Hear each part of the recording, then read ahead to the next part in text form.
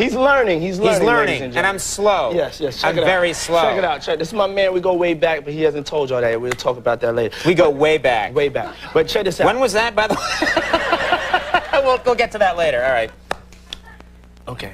Now, we need alcohols. Right. Alcohols. Right. Not just one alcohol. Alcohols. Right. Just a different blend. You need the ladies. You need the booze. You need some water. As Conan O'Brien prepared for the night's show, he was acutely aware that it wasn't going to be an ordinary interview. Sean P. Diddy Combs, a titan in the music industry and a figure who had constantly redefined success in entertainment, was his guest.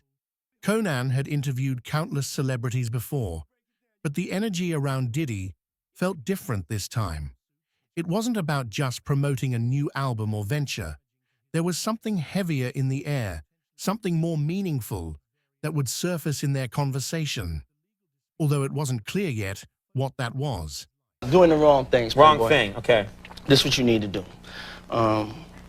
Women, beautiful women. Beautiful men for the ladies, of course. No, you have to make, there's enough ladies to go around. You have to give the ladies what they need too. You know, you have to take care of your women. Take care of the ladies, okay? Ladies, yeah. Gotcha.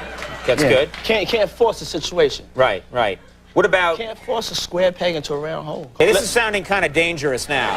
It's a little kinky, but yeah. Rock with me, but just check it out. You need a lot of heat. A lot of heat. Yeah. Heat. You mean that physically the place has to be hot? You don't have no air conditioning. No air conditioning. No. Why is that? Heat affects the alcohol, and it also affects, like, everybody gets a little bit more comfortable and loose. Builds up a nice little sweat.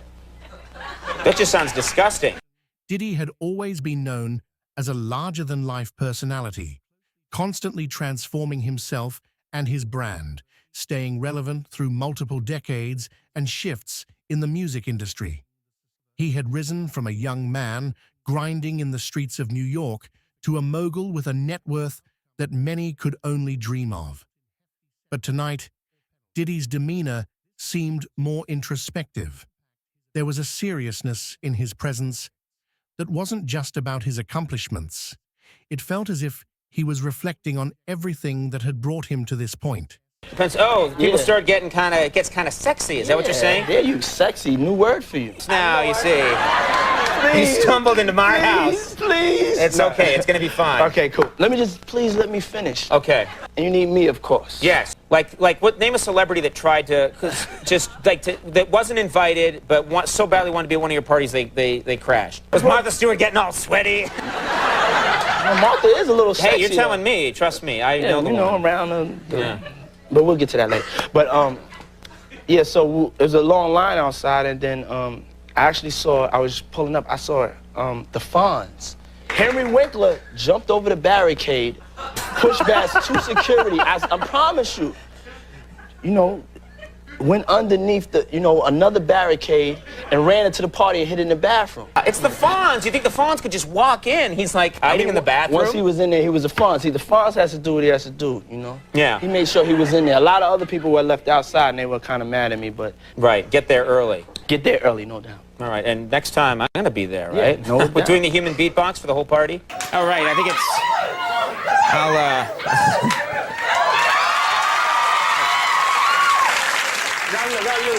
Got a little gift for you. So. That's very nice. There we go. There you go. What's this? Vote. You got vote. His triumphs, his setbacks, and the experiences that had shaped his worldview. Conan, who prided himself on getting the most out of his guests, knew that tonight's interview would likely veer away from the usual light banter and entertainment-driven content. Diddy had been through a lot in recent years, high-profile successes, but also personal losses that had clearly affected him on a deeper level. Conan had watched Diddy evolve, and while the public persona remained one of power and influence, there was a palpable shift toward vulnerability. Diddy was now more concerned with his legacy, not just in terms of wealth and career accolades, but in terms of what he was leaving behind for his family, especially his children. As the show started, the usual hype of the audience filled the studio. Today, first of all, I got to ask you, I've been obsessed with the fact I know he doesn't work for you any longer. Yes. But for a long time, you famously had a butler, and the guy's name, Farnsworth Bentley. Farnsworth Bentley. And there were these great photos that would show up Yes. in the magazines. Let's see this photo right here of Farnsworth Bentley holding an umbrella over you. Yes. I don't think it's raining there. This was to protect you. From the sun, and just in case it rained. Just in case anything happened. This guy would You always follow have to be prepared. I think he followed you around indoors with an umbrella over your head. Now what happened? He no longer works for you. Is that right? Yeah, yes. He's an entrepreneur. He has moved on to bigger and better things. I'm actually executive producing a TV show for him called Wow. Borrow My Crew on MTV. Okay. So we can see him soon. He has an umbrella line. He's translated the umbrella. He has an umbrella line. He always had a plan. Okay. You know, he always had a plan. But good. he's also doing. He also does commentating for Access Hollywood. Okay, and, good. And you know, he's in Kanye West's new video. And But this raises a big question. Yeah, yeah. Is there an opening? Do you have a butler now? Yes, yes. Conan introduced Diddy with the excitement and admiration that the mogul's name commanded. The crowd erupted in applause, not just because of Diddy's fame, but because they too had witnessed his journey from his early days producing and rapping to becoming a symbol of success and resilience. Who are you Actually- what are you looking for in a butler now? I'm telling you right now, I'm actually interviewing for a butler. I'm looking for a white man. White man. You want a white butler? Okay. White man. That's white good. man. I like. Equal opportunity employer. Is there any White chance? man with an accent. Is there any chance And a lot of knowledge. Is there a knowledge? He has to have an accent and like a distinguished accent. A lot of knowledge and service and Right. fine wines and sexy. Okay. Knowledge and sexy. Okay, those things aside, could I be your butler for a day? Wouldn't people like it? I would have a camera crew shoot it. If I was your butler for a day, I know I could be a good butler. When Diddy stepped onto the stage, however, his energy was calmer, almost subdued. He walked with the confidence of a man who had nothing left to prove, but also the humility of someone who had seen the fragility of life up close. As the interview began, Conan quickly picked up on Diddy's more thoughtful tone. His answers weren't just rehearsed lines about his latest projects. There was an authenticity in how he spoke about his career and the people who had influenced him along the way. Yeah, me. I think I could hold an umbrella over your head. I'd take good care of you, Mr. Cohen. Good to see you. You know, I'd be great. I think that would be a lot of fun. Me following you around for a day, being your butler. We Think could try. about it. We could try. We'll shoot it. It'll be a reality show on VH1. People are going to love that. Let me ask you something. I don't know if this is just made up myth or if this is true, but I'm told that when you go to a hotel, anytime you go to a hotel, you don't just check in the way everybody else does. You send someone ahead to prepare the hotel room for you. You know, it's called preparing the sexy. Preparing the sexy. Yes. What's preparing the sexy? I mean, when I walk in, I definitely take pride in being the originator of the preparation of the sexy. Yes. Yes, and that's candles. I like candles. I like tuberose. That's a smell. I like that scent. I'm attracted to certain What kind scents. of what kind of Tuberose. tuberose? Yes. Okay, as a scent you like. Yes, it's a scent. Okay. Tuberose. Yes. I like lilies. I like white orchids. You know, roses, things of that nature. I'm into baths. You know, so I like my bath at the right temperature. It's just little things that I personally like. You So know, I before- work hard, and I like my room to be sexy. Sure. You like to prepare the sexy, is what you're saying. You can't just count on the sexy. No, Prepare no, the no. sexy. You have to make sure you go through the proper measures to make sure that your sexy is there when you arrive. See, that's what I have never gotten right my whole life. I have not prepared the sexy. I've always assumed that the sexy's just going to hit me, you know? Yeah. Hasn't happened yet, but if you send someone ahead and prepare the sexy, Then you're prepared. then you're prepared. So this is good. I'd Yes. like to learn more about that. But first, I have to ask you about your incredible. You've tried so many things, and you've succeeded, and then you said you're going to go on Broadway. Yes. Okay, where you did Raisin in the Sun, and people were skeptical, and then you did a great job, Raisin in the Sun, and people. Thank you. You must have enjoyed. That must have been very satisfying.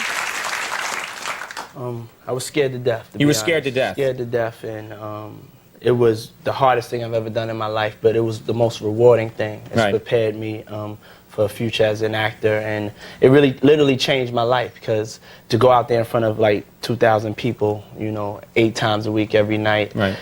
It is a scary thing. And, Sure. and to not have any takes, you can't take no timeouts, you know. The audience is right there. Right There's there. no way you can say, let's stop, let's forget that. One time I don't want to sound too vulgar, but one time I actually got diarrhea. Over time, it became clear that this wasn't just going to be an interview about Diddy's business ventures or musical achievements.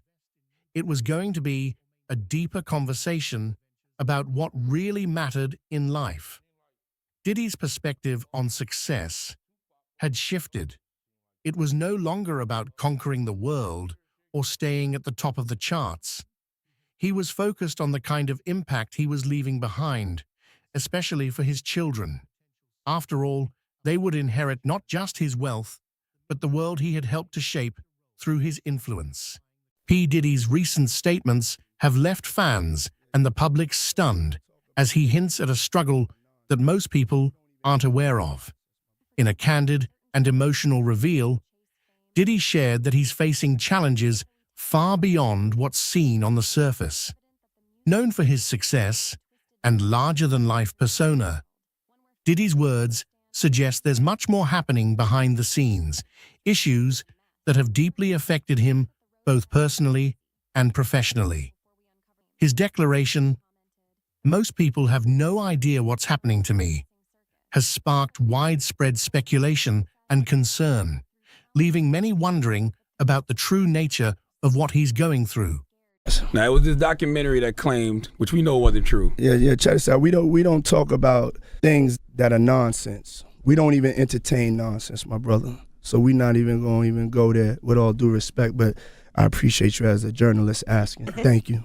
Because listen, 7 years ago, I'd have been like, yo, did you hire somebody to kill Pac? But no, you do it like a journalist. Yeah, no, I mean, we wouldn't even get into nonsense like that. You know what I'm saying? It's nonsense. Which we never believed, by the way. Yeah, thank you. P. Diddy, known for his significant influence in music, business, and entertainment, is currently facing a whirlwind of challenges that are putting his public image and career under intense scrutiny. As someone who has built a reputation as a business mogul and cultural icon, the recent developments around him reveal a complex and turbulent period. Despite his outward appearance of success and confidence, there are numerous ongoing issues that suggest a much more complicated picture behind the scenes. One of the primary challenges Diddy is facing involves a series of legal battles that have emerged recently. What? I'm a nice guy. Yo, why are you and Fifth just... Hey, yo. Why y'all not... Hey, yo, I don't have no beef with I don't know why. With Fifth. He loves me. He loves me. Do y'all really can't have see a it? beef? I mean, y'all can't see it. No, we can't see Y'all it, can't man. see that he loves me? But see... You really, hold on, you really think that's hate? When you really break it down, you've been out here a long time. You know he loves me. These lawsuits, which cover a range of allegations, are not only damaging to his reputation, but also potentially detrimental to his various business ventures. The legal disputes have become a focal point in his life, requiring a significant amount of time, energy, and resources to address. The public nature of these proceedings means that every development is closely followed by the media, adding pressure to an already stressful situation. He was cool up until a point, and then this stuff started happening. So I believe somebody, you know, like I said, yo, he's our new guy. We on this year or whatever. These legal challenges are also impacting his business operations. As a successful entrepreneur with ventures in fashion, entertainment, and media, Diddy's enterprises are closely tied to his personal brand. The controversies have led to increased scrutiny of his business practices, with many questioning the sustainability and ethics of his various companies. Stop. Then he was like, yo, so when we gonna get the chance to, to kick it, like we could just hang out. We gotta kick it. This is Paul. Okay. He telling me we gotta kick it, and he was like, yo, why don't we like go shopping? Shit, I mean, like I pay for it. And I was like, what the fuck this just said? I got away from him because I was like, this nigga just tell me he'd take me shopping.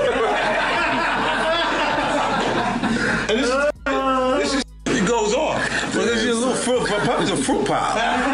There have been reports of business associates distancing themselves and companies reconsidering partnerships, concerned about the potential fallout from being associated with someone facing such serious accusations. Moreover, the financial implications of these legal issues are significant. He's like, oh, they're not going to do anything to me. And watch what's going to happen to Diddy next. Did you see his apology I haven't video? been following the Diddy. Yeah.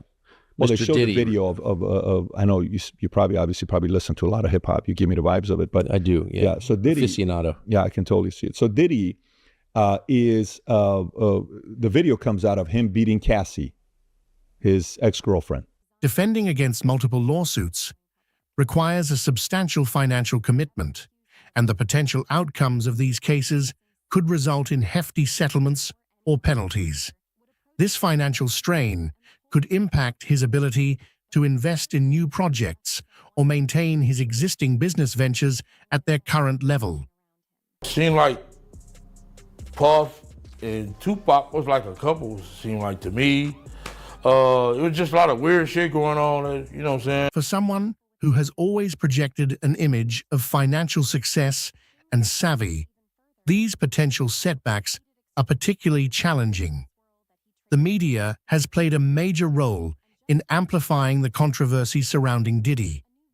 That within 24 hours they settled for $30 million, and that story was gone like a year ago or something like that. So finally the video comes out from 2016. This video, he's hitting her in the head, pulling her hair, dragging her in the middle of the hotel. Who beats women? Like, I don't want to be racist or anything, but like, you're not supposed to beat women, right? Yeah. Every new piece of information, whether it be a court filing or a public statement, is dissected and discussed at length. This constant media attention has made it difficult for him to manage the narrative surrounding his situation. The scrutiny is relentless, with journalists and commentators eager to provide the latest updates or speculate on the potential outcomes of his legal troubles. So these artists, they're getting in the ass because that's their ritual. That's their rite of passage to get to the next level. They raped this nigga. They raped this nigga, videotape it. Then when he in the meeting, they give him a shitty contract. They play the video of him getting by like 3 niggas. Everybody in the music industry that you see that's successful is a homosexual. This media frenzy has not only affected his reputation, but also influenced public perception, as the court of public opinion often renders its own judgments long before any legal resolution is reached. Well, you know, Diddy a few years ago was commenting on Chris Brown and Rihanna's controversy on Ellen DeGeneres, and he says, you know, let's just pray for them because we don't know what they're going through. Let's pray for them before we assume what they're going through. Let's just pray for them. So maybe that's what he's going through right now, and then they leaked the video. So all these guys who grew up with single mothers and are really mad at women. Sorry. Yeah. Have you seen the numbers of how we went from single mothers in 1960 to today? Amidst these challenges, Diddy has tried to maintain a public presence, although his appearances have become less frequent and more controlled. In the past, he was known for his vibrant social media activity and high-profile events. I got in my Diddy mode. I'm sorry, I started licking my lip. You know what I'm saying? I mean, yo, Diddy, you gave me the ooshka skoosmash.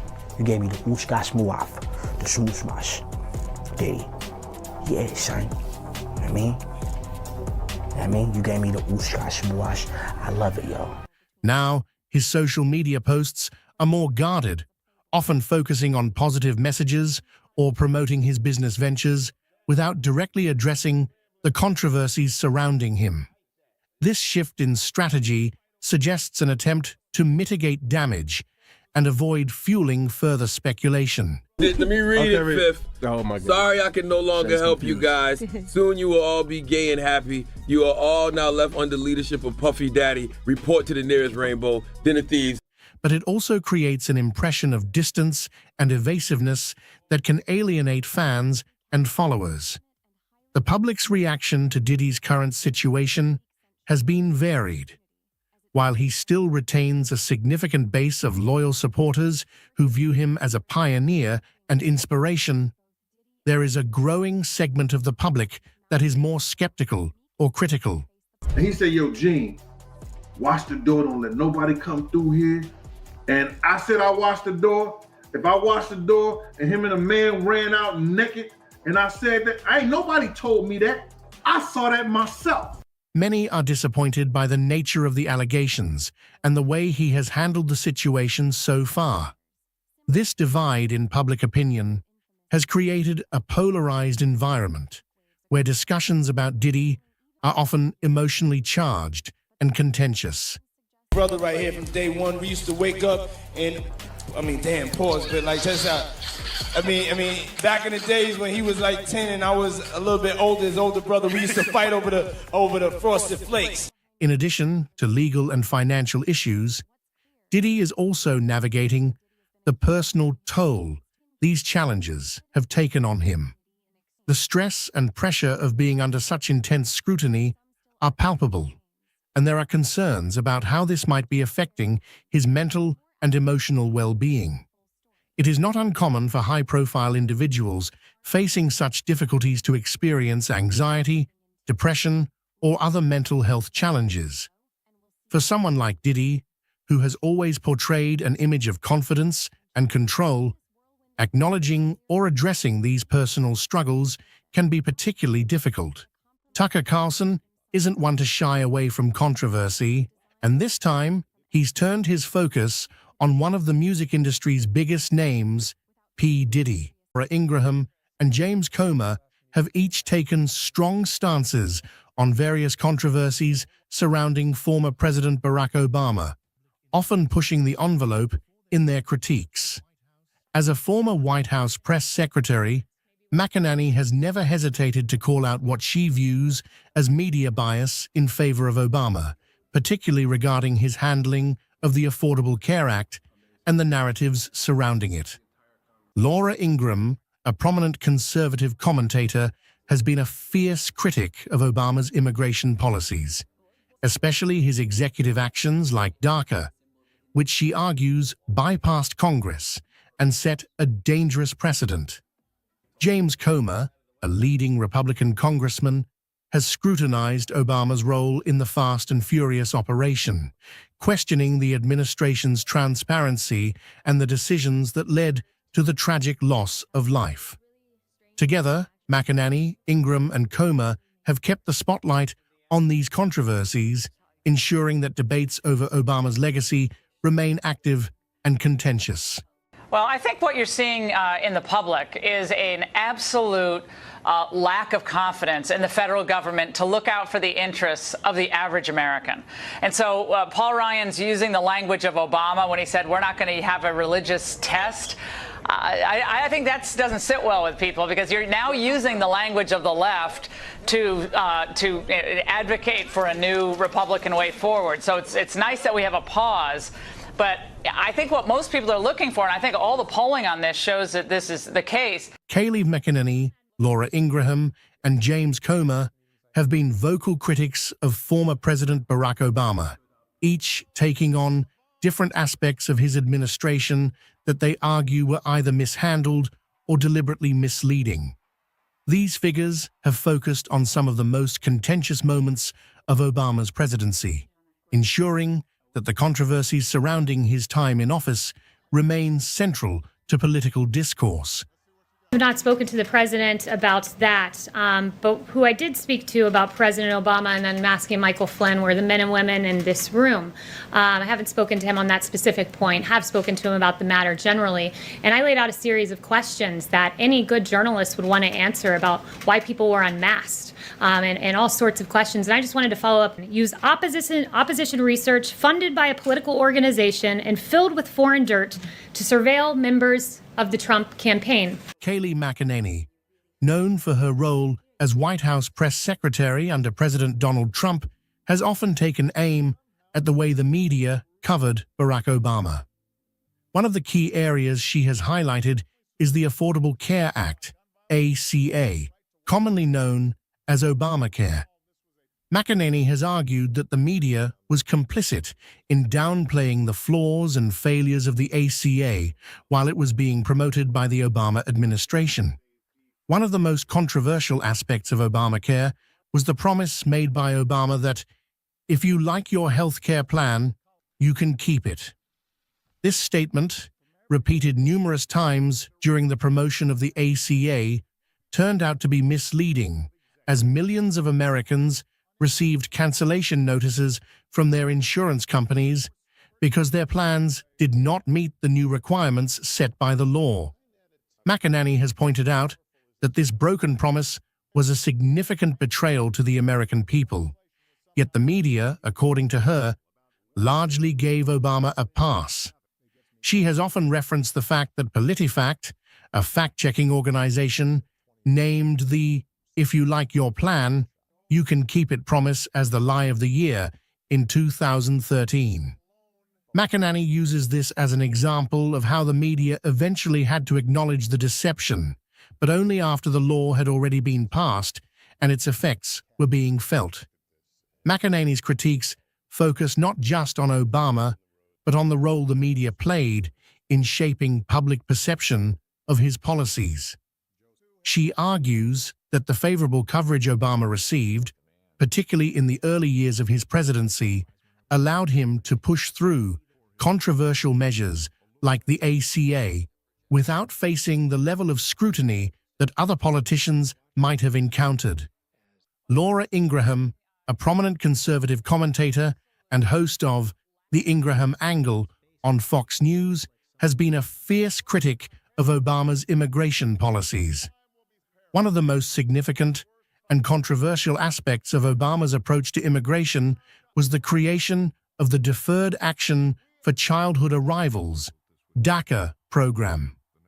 DACA was established through an executive order in 2012 and allowed certain undocumented immigrants who were brought to the United States as children to remain in the country without fear of deportation. Ingram has argued that DACA was an overreach of executive power, bypassing Congress to implement a policy that should have been decided through the legislative process. She contends that Obama's use of executive orders in this manner set a dangerous precedent for future presidents, allowing them to unilaterally make significant policy changes without the input of Congress. Ingraham has also criticized the broader implications of DACA, arguing that it incentivized illegal immigration by sending a message that those who entered the country illegally could eventually receive legal status. This, she believes, contributed to the surge in unaccompanied minors and family units crossing the border in the years following the implementation of DACA.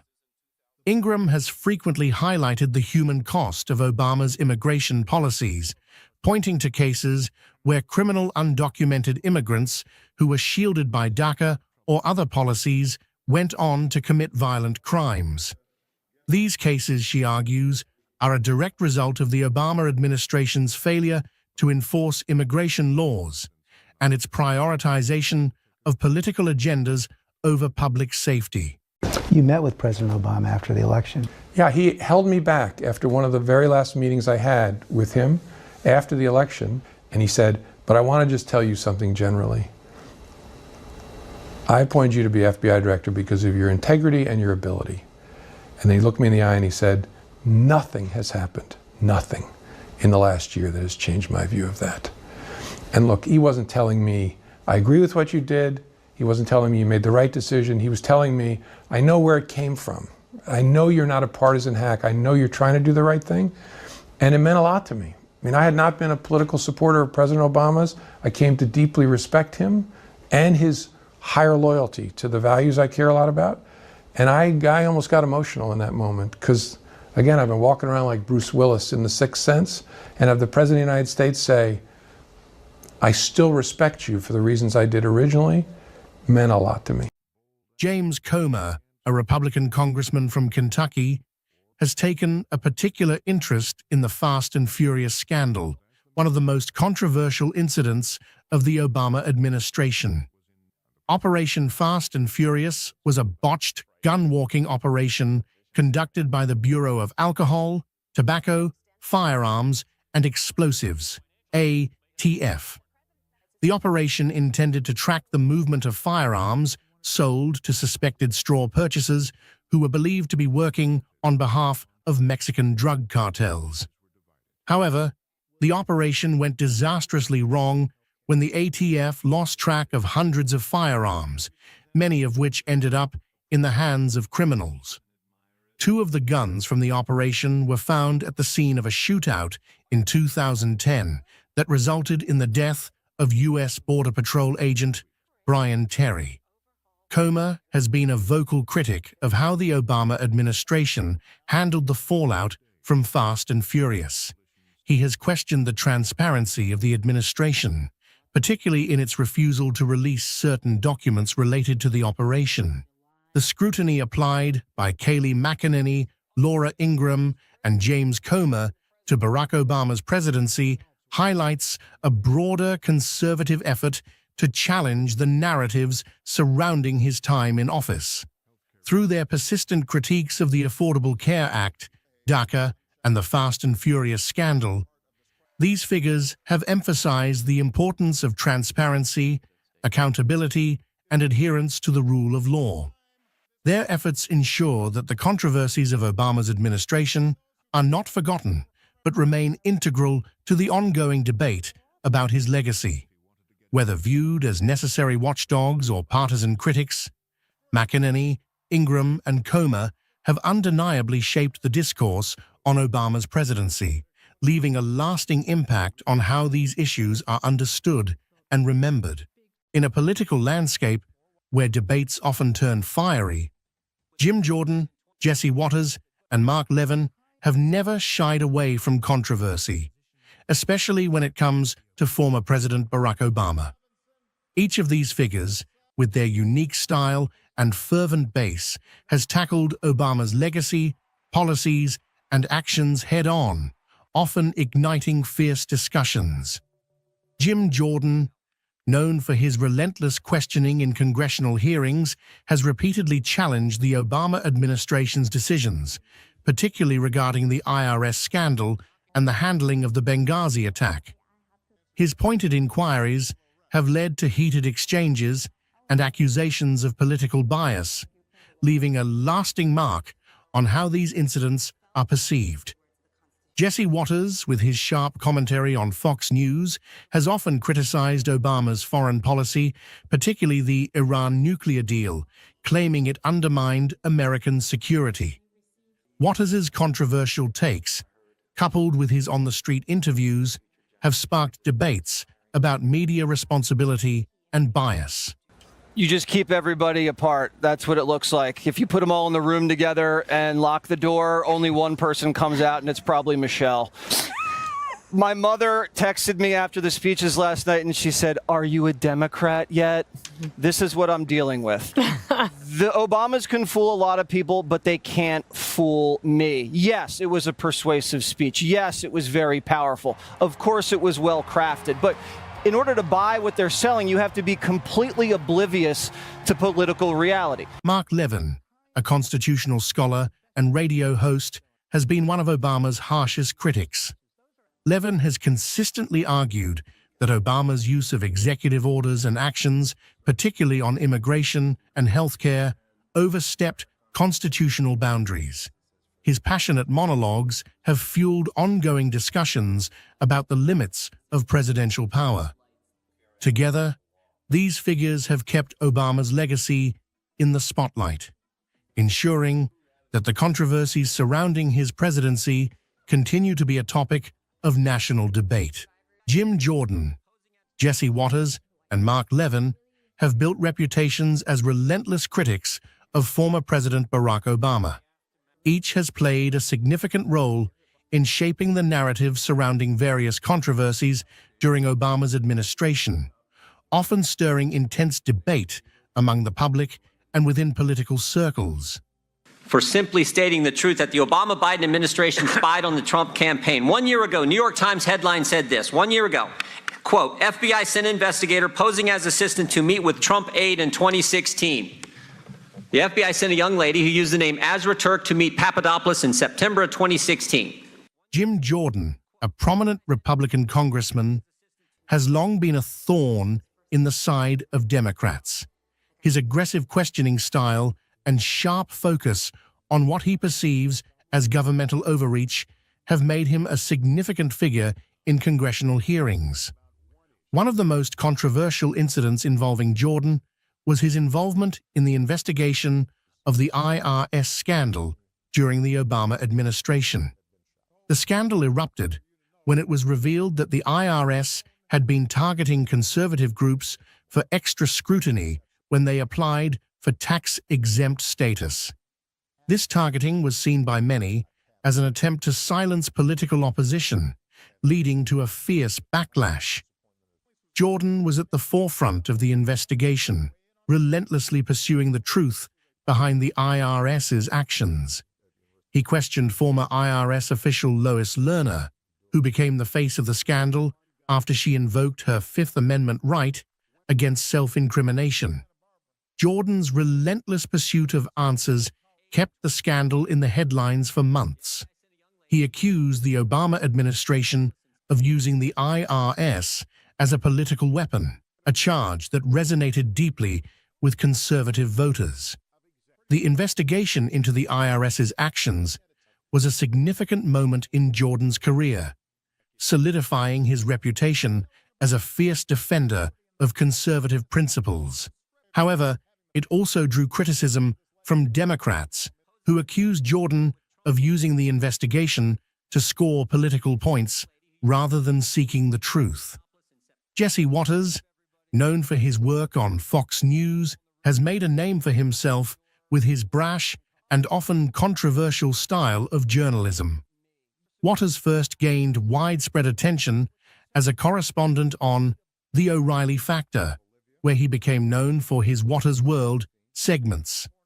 These segments often featured Watters interviewing people on the street, sometimes in a provocative or mocking manner.